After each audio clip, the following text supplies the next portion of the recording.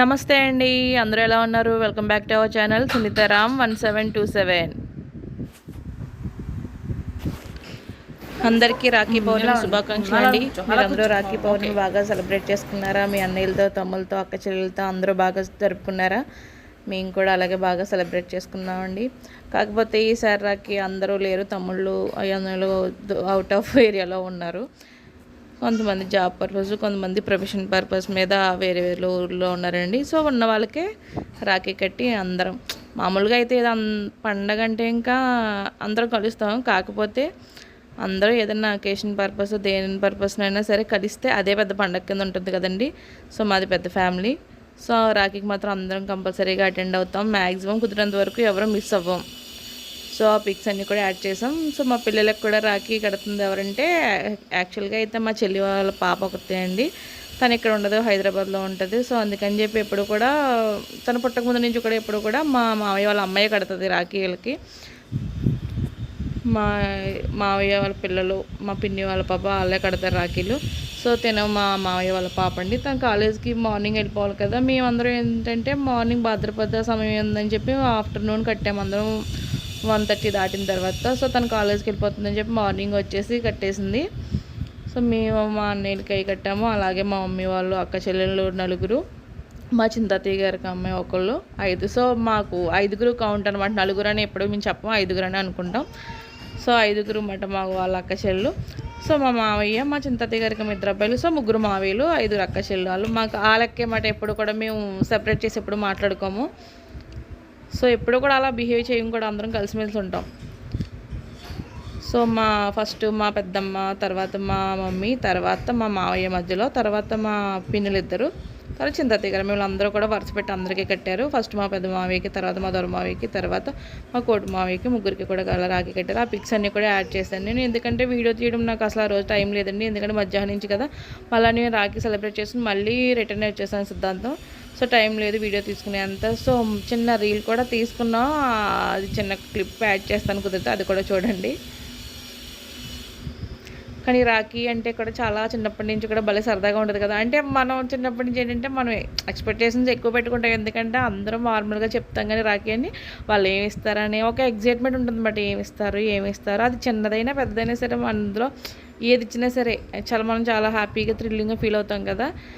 So నాకు చిన్నప్పటి నుంచి రాఖీ అంటే చాలా ఇష్టం. చాలామంది కూడా రాఖీ కోసం వెయిట్ చేస్తూ ఉంటారు, వాళ్ళు ఏమి ఇస్తారా ఏంటని చెప్పి. సో అలాగే మా మావయ్యలో వాళ్ళ అక్క చెల్లికి కూడా అలాగే ఇచ్చారు.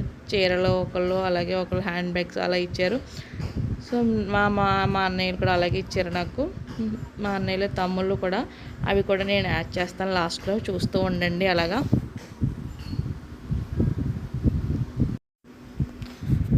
ఎందుకండి మా అన్నయ్యకి పెద్ద అన్నయ్య. సో మా అమ్మగారి ఇంట్లో ఫస్ట్ తను పెద్ద మనవాడు, తను మన అబ్బాయిల్లో తను ఫస్ట్, అమ్మాయిల్లో నేను ఫస్ట్ అన్నమాట. సో మీ ఇద్దరం కూడా చిన్నప్పటి నుంచి మా అమ్మమ్మ గారు, తాతయ్య గారి దగ్గర పెరిగాము. నేను 5th క్లాస్ తర్వాత నుంచి మా మమ్మీ వాళ్ళు అంబాజీపేట వచ్చేసారు. సో వాళ్ళ దగ్గర ఇక్కడ ఉండేవారు కదా ఫస్ట్లో. వాళ్ళు కొబ్బరికాయ వ్యాపారం మీద ఒక ఊర్లో ఉండేవారు, కర్ణాటక, రాయచూరు అలాగా. సో తర్వాత ఇక్కడికి వచ్చేసిన తర్వాత నన్ను మమ్మీ వాళ్ళు తీసుకెళ్ళిపోయారు. అన్నయ్య మాత్రం తాతయ్య వాళ్ళ దగ్గరే ఉంటాడు ఇప్పుడు కూడా. సో పిన్ని వాళ్ళ పిల్లలు అయ్యని వాళ్ళు, నేను వాడు పాపం పడిపోయాడండి, కాలుకి దెబ్బ తగిలింది ఆ రోజే. సో వాడు ఇచ్చిన గిఫ్ట్ కూడా నేను లాస్ట్లో పిక్లో యాడ్ చేశాను. మా అమ్మమ్మ, తాతయ్య అండి.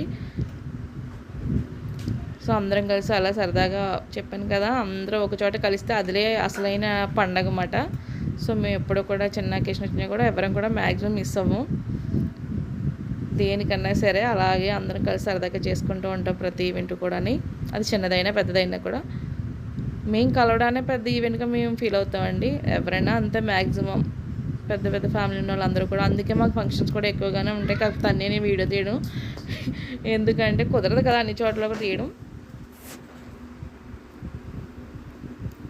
సో అదిగో మా మమ్మీ లొకేషన్ అందరూ అలా సరదాగా పిక్స్ తీసుకున్నారు. తను మా మమ్మీ వాళ్ళ మేనత్త గారు అమ్మాయి అండి, చిన్న అమ్మాయి. తను మా బాబాయ్ అంటే మా పిన్నిని మా మమ్మీ వాళ్ళ మేనత్త గారు అబ్బాయికి ఇచ్చేసారన్నమాట. సో ఇంకో మా చెల్లి వాళ్ళ పాప, మా పిన్ని వాళ్ళ అమ్మాయి, తను మా మావయ్య వాళ్ళ అమ్మాయి, ఇంకొక మావయ్య వాళ్ళ అమ్మాయి. ఇదిగోండి మా తమ్ముడు ఇచ్చింది ఇదే. సిల్వర్ది ఫ్లవర్ ఇచ్చాడు, బాగుంది, చాలా క్యూట్గా ఉంది. లాస్ట్ ఇయర్ అయితే తులసి కోట ఇచ్చాడు చిన్నది, అంతకు బిఫోర్ లాస్ట్ ఇయర్ కూడా ఫ్లవర్ టైప్ ఇచ్చాడు, బాగున్నాయి అనమాట.